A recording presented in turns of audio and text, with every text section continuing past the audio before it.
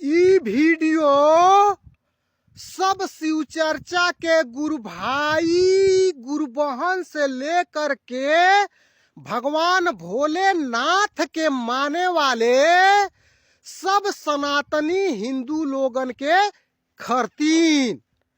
शिव चर्चा के 3 नियम होला। पहला में दया, दूसरा में चर्चा, तीसरा में नमः शिवाय के जाप। ते अब हिनवा के हम दया के ऊपर चर्चा कह रहल बानी। दया खाली मंगले भर से नहीं होला, दया करहू के जाने के पड़ेला। ते एक गांव में रमबासी नाम के एक गुरु बहन बहुत बूढ़ी रहलिन है। उनकर कार्य रहे खाली शिव चर्चा कइल और भगवान भोलेनाथ के जल चढ़ावल। एक दिन उ बूढ़ा जल चढ़ा के जब वापस आवत रहलिन तो रास्ता में देखलिन कि एक ठो सुग्गा बेचारा घायल होके गिरल बा। तब ये रामबासी बूढ़ा के मन में बहुत दया आइल, और जब दया आइल तो वो सुग्गा के उठा के अपने घरे ले अलिन और दवाई बीरो ओकरे घाव पर लगौलिन। सुग्गा 8 दिन में जब बढ़िया हो गईल तो यहाँ से बूढ़ा के घर से उड़ गई। आ उड़ के जब गई तो कहता, वाह रे बुढ़िया, बहुत दयालु ते बाड़े, बहुत दया हमारे ऊपर कैले, तो तोरियो ऊपर हम दया करब। अब उ सुग्गा गईल अमर लोक में तो एक ठो अनारे के दाना वहां से लेके आइल। आई बूढ़ा अपन अगना जब बहारत रहलिन तब्बे टाए दे कई के गिरा देहलस। जब गिरौलस तो बूढ़ा देखलिन कि अनारे के दाना हवे। उ अनारे के दाना बूढ़ा का कैलिन, अपने अगना में बो देहली। तो उ अनार 8 दिन में बहुत सुंदर पेड़ होके फरे से लद गईल। जब फरे से लद गईल तो ई बूढ़ा कहलिन, तनी एठो अनारवा खाई देखी ते कैसन लगता। एक अनार तुरलिन जब आ ओके फोड़लिन जब तो ओमन से खाली मोती के दाना निकलता। अब जब मोती के दाना देखलिन तो बहुत खुश भइलिन। सब अनार तूर के आ ओके फोड़ के मोती के दाना निकाल के ले गईलिन, बेची आइलिन। आ जितना पैसा मिलल अपन 3 तल्ला 4 तल्ला घर बनवा ले हलिन। आ एक ठो गाड़ी दुआरे पर रख ले हलिन, आ नौकर चाकर भी रख ले हलिन। अब देखल जा इनकर ई प्रगति देख के टोला मोहल्ला में हल्ला हो गईल कि बुढ़िया के भाई केहू कमवैया धमवैया नाई बा, आ इतना हाल दे इतना धनी कैसे हो गई। तो इनकर सखी एठो लहचपकी रहलिन। लहचपकी के कहल जाला, जेकर पेटे में कोनो पनिये नहीं पहुंचाला, आ चाहे कोनो बात जब सुन जा तो बिना ओके पता लगौले उनके रही नहीं जाला। तब उ लहचपकी बूढ़ा ए रमबासी बूढ़ा के लगे अलिन, कहती अड़िन, ए सखी तोहरे कमवैया धमवैया बटले नहीं आने, इतना हाल दे तोहार, इतना प्रगति, इतना धन हो गई, तनी हमहू के बताऊ तू कैसे भइल। तो वो बूढ़ा बेचारी सीधी साधी रहलिन। कहलिन, हे सखी एठो सुग्गा के ऊपर हम दया कैले रहनी हई, उहे सुगवा है अनारे के बिया ले आइल रहल, देखा न दुअरवा पर बाटे। आ बो देहनी 8 दिन में फर गई। मन से मोती के दाना खाली निकल, उहे बेच के हम इतना धनी भइल बानी। अब ई बूढ़ा कहलिन, अरे बाप रे बाप, अब हमहू के सुग्गा के ऊपर दया करे पर।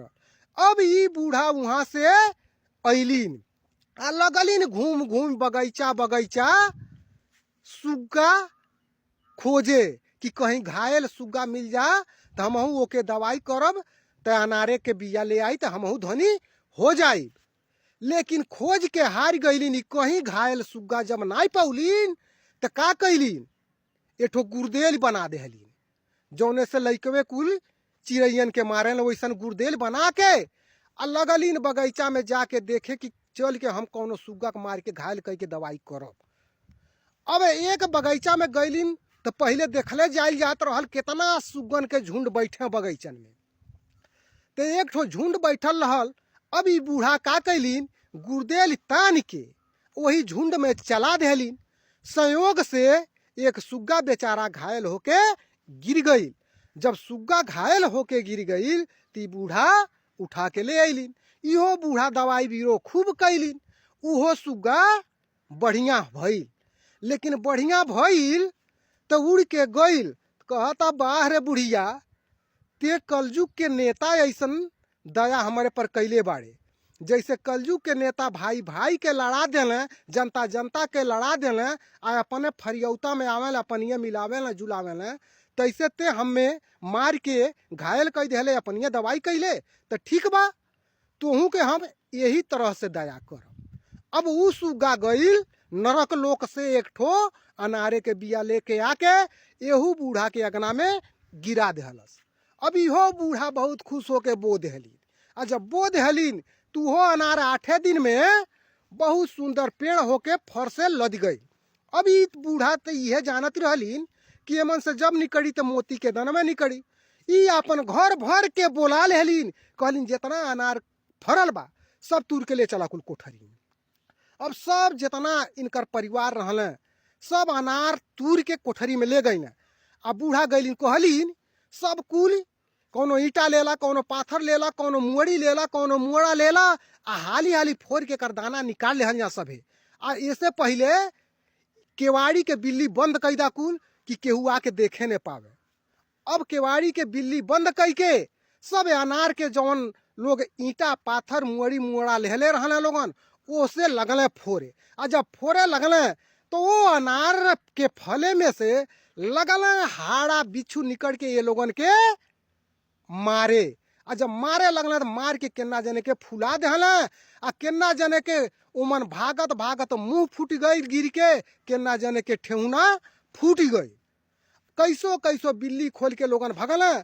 वही रमबासी गुरु बहन के घरे गई लोगन, कहले अरे ए सखी है देखत याड़ू तुहारे बतौले अनुसार अनरवा तो फरल लेकिन उमन से सब हाड़ा बिच्छी निकलने कुल। तब उ बूढ़ा कहलीन कि बतावा तू सुगवा पर के तर दया कैले रहलू। ती कहलीन हम अपनिए गुर्देली से मार देले रहनी, घायल कह के गिरा देले रहनी। तब उ बूढ़ा कहलीन ई बतावा अपनिए केहू के चोट दे के अपनिए दवाई करल जा तू कैसन लगी, उ सुगवा नहीं देखले होई। तो ऐसे हे बूढ़ा कभी भी दया केहू के ऊपर कइल जाला तो अपन स्वार्थ सोच के नहीं कि हमार हई होई तब इनके खरतीन हम हई काम करब। वही से तब बूढ़ा कहलीन हे शिव गुरु, अरे ई बूढ़ा लहचपकी जौन बाड़ीन बहुत ही गलत कैलीन, लेकिन केतनो ते आपे के शरण में आइली आड़ीन, आपके शिष्या के लगे आइली आड़ीन, तो आप इनके क्षमा कई दहन। तब भगवान शिव गुरु उनके क्षमा कैले, अपन हाड़ा बिच्छू के अपने स्थान पर बुला लेहलन।